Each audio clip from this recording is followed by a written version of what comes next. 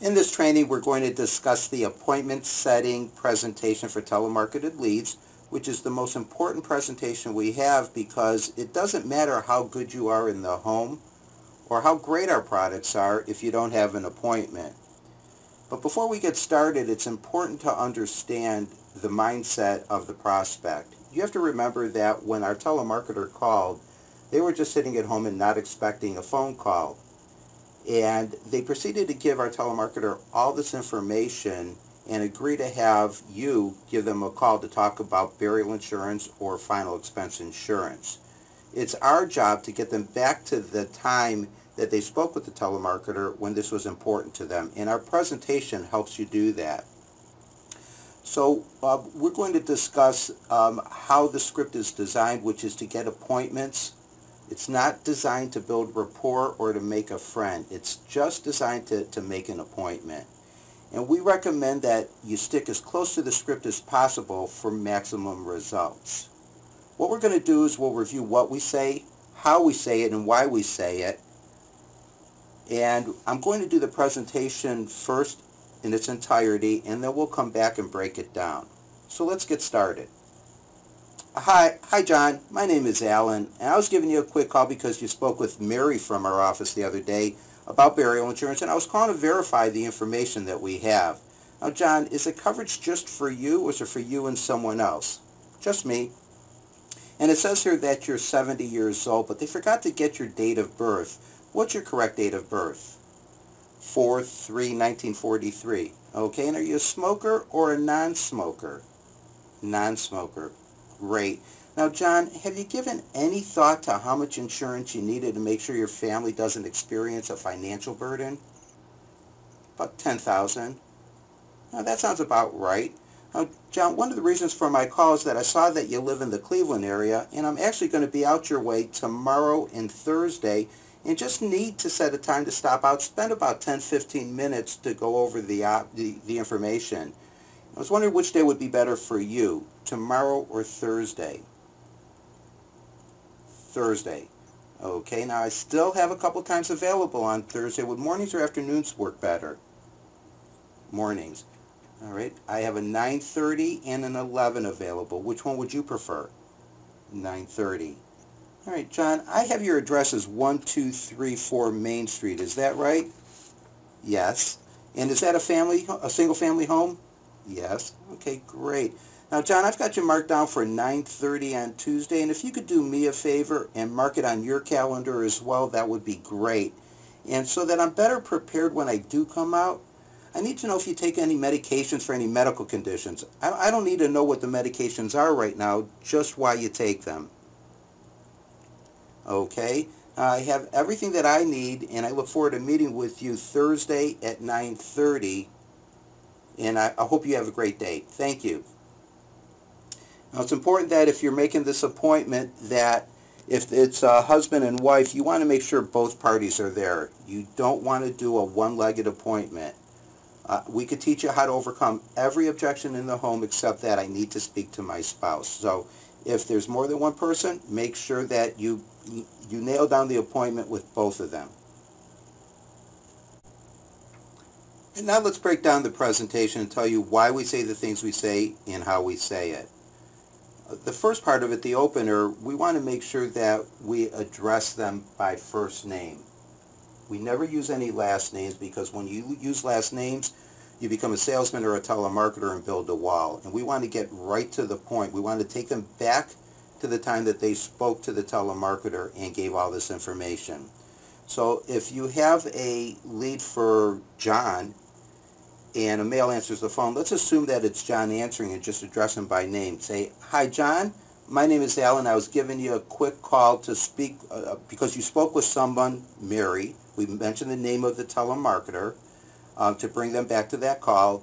You spoke with Mary from our office the other day about the burial insurance, and I was calling to verify the information that we have.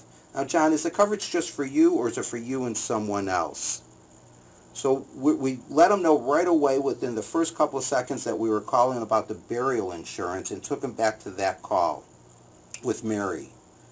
And we're getting them to answer questions right away. We're getting them involved in this conversation.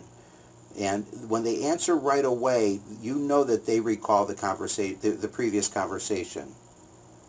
And I have your age as 70, but they forgot to get the date of birth. What's your correct date of birth?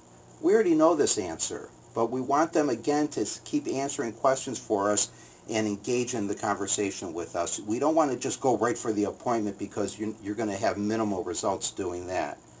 So they give the date of birth, and are you a smoker or non-smoker? Again, we have this information already because the telemarketer provided that to us. It doesn't matter what their answer is. We just want them engaged. And here, this question is the main question. John, have you given any thought to how much insurance you needed to make sure your family doesn't have a financial burden? All right, so now we're in their mindset. This is the purpose of the call. They want to protect their family, and this is why they want to see you. As soon as they give you an answer to this question, more than likely you're going to get the appointment. No matter what they say, if it's 5, 10, 15, 20, agree with them. I like to say, great, that sounds like a good amount. And now we close for the appointment. One of the reasons for my call is that I saw that you live in the Cleveland area, and I'm actually going to be out your way tomorrow and Thursday, and I need to set a time to get together with you for about 10 or 15 minutes to review the options. Which day is going to work better for you, tomorrow or Thursday? We always want to give them a choice of 2 days. We don't want to have them answer with a yes or a no. And we want them to feel that this appointment is necessary and that they should do it. And that's why we say I need to set a time to get together with you for about 10 or 15 minutes. The 10 or 15 minutes is very unassuming. You will probably, with the sale, you'll probably be in there for more than 10 or 15 minutes, but nobody has ever said, well, you said you're only going to be here for 15 minutes. So then we proceed to give them an option, and they pick one of the days that we presented. And if they don't pick one of those days, we'll find out which day is good for them. All right, so they pick a day, and then we say, I still have a couple times available on Thursday. Would morning or afternoon be better for you? Well, when you say I still have a couple times, it sounds like you're seeing a lot of people and that you're busy. And it's going to put more importance on that appointment in their minds. So, and we give them an option of mornings or afternoons so that we can nail down a time. And then you're going to stick them into your schedule and give them a couple choices of times. You always want to make sure that you confirm their address. The reason for this is because sometimes there's a mistake on the lead. A number could be transposed and you could be knocking on somebody's door that's not expecting you. So always confirm the address and make sure that you know if it's a single family home or if it's a multi-family home or an apartment building, so that you know if you have to knock on a door that you're knocking on the right door. And now we confirm the appointment. We want to make sure that they know exactly when we're going to be there. Okay, I have you down for 9:30 on Thursday. And if you could do me a favor and mark it on your calendar as well, that would be great.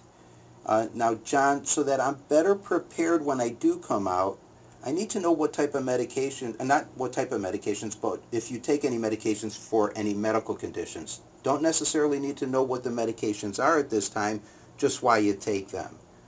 The reason we do this is because we want to make sure that when we go out on the appointment, we're going to talk to them about the right product.